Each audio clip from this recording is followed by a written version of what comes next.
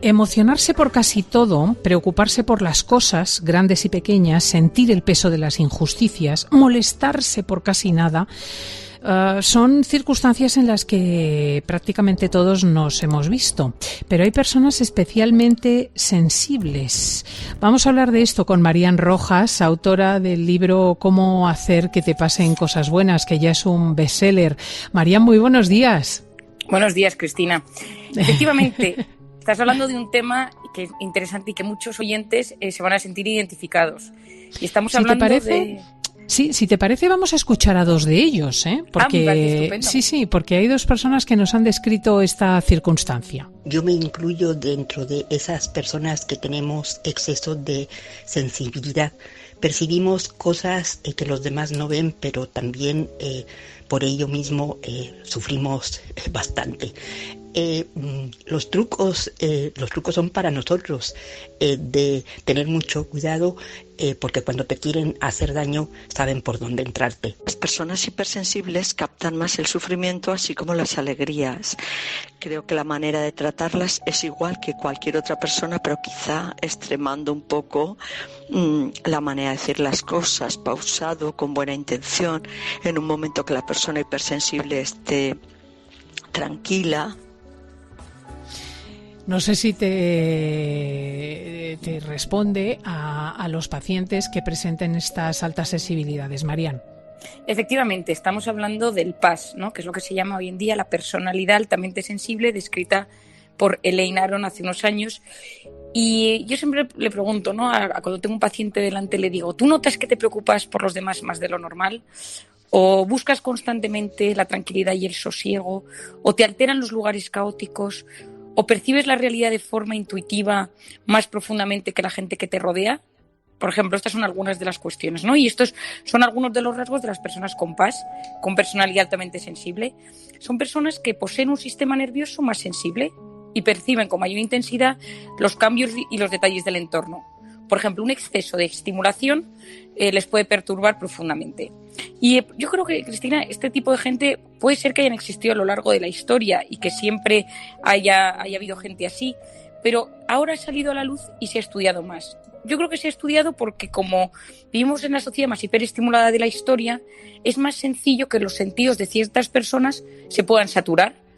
Entonces, se ha estudiado mucho, hay un componente genético.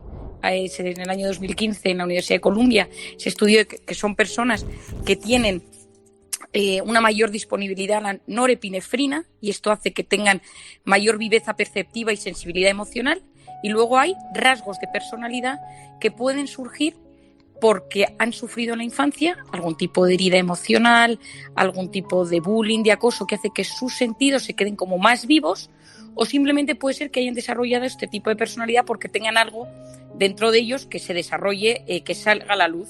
Y entonces, ¿cómo suelen ser? Pues son Perdóname personas... un segundo, el hecho de que hayas dicho que el hiperestímulo en general,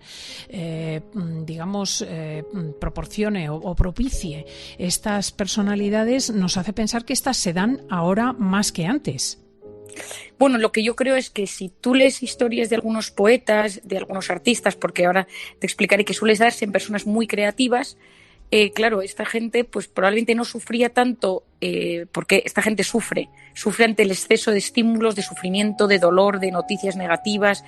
Es gente que empatiza tanto que se ilusiona por una pequeña cosa o sufre desproporcionadamente ante una pequeña frustración. Es decir, sus sentidos, decía Jung, es un enorme procesamiento emocional y una enorme sensibilidad. Entonces, si el mundo no para de darnos noticias, de recibir estímulos, ruidos, sensaciones, es gente que se toma algo de comida y sus sentidos lo degustan de forma mucho más completa.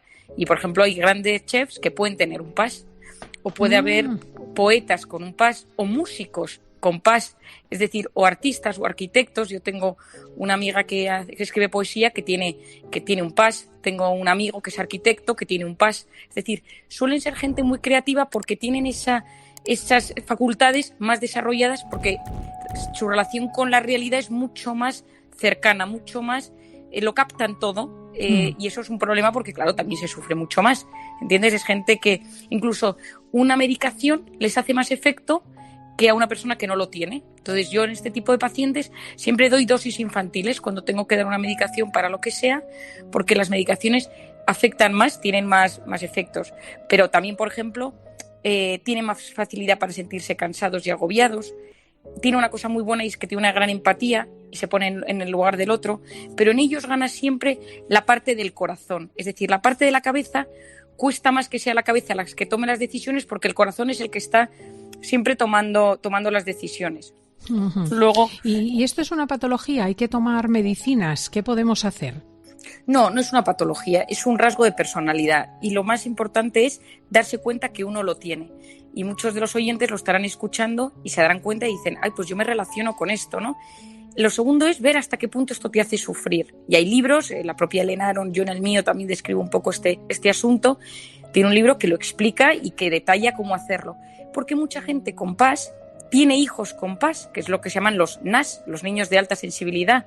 Y muchas veces estos niños sensibles, hay que tener en cuenta, Cristina, que la sensibilidad está muy reñida en el siglo XXI, porque parece que la sensibilidad va en contra de la fortaleza que se pide, que lo emocional se asocia a la debilidad. Y muchas veces la sensibilidad está asociada pues, a mayor inteligencia, a mayor creatividad, pero hay que entender que uno lo tiene y relacionarse con eso de forma sana, intentar, si uno sabe que los ruidos excesivos le alteran, pues medirse, que si el cansancio te cambia un poco y estás más irritable, entenderlo, es decir, conociéndote, puedes enfrentarte a la realidad de forma mucho más sana, pero no para nada es un trastorno, a menos que tú no sepas capaz de gestionarlo. Y ya te digo que hay muchísima gente muy exitosa que lo tiene, pero cuando uno no sabe que esto es lo que tiene, sufre mucho. Yo quería hablar de este tema, Cristina, porque yo hice un apéndice en mi libro muy sutil sobre este tema, y no sabes la cantidad de gente que me ha escrito solo por ese apéndice diciéndome, ahora entiendo por qué yo sufro tanto, por qué estos temas me afectan tanto, por qué los ruidos, por qué las luces, o por qué ciertas noticias, o por qué me tengo que alejar de algunos entornos. ¿Entiendes? Uh-huh. Perfectamente. ¿Qué recomendarías finalmente?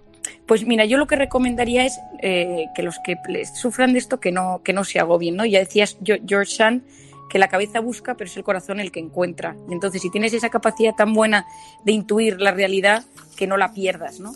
Pero cuando notes que es el corazón el que hace un golpe de estado y que todo lo que te sucede simplemente está regido por la sensibilidad, intentar cuidarte, entenderte, y si necesitas pedir ayuda para gestionarlo de una manera que no te haga sufrir, que no tengas miedo de pedir ayuda, porque los profesionales en este tema pues tenemos experiencia y podemos ayudar.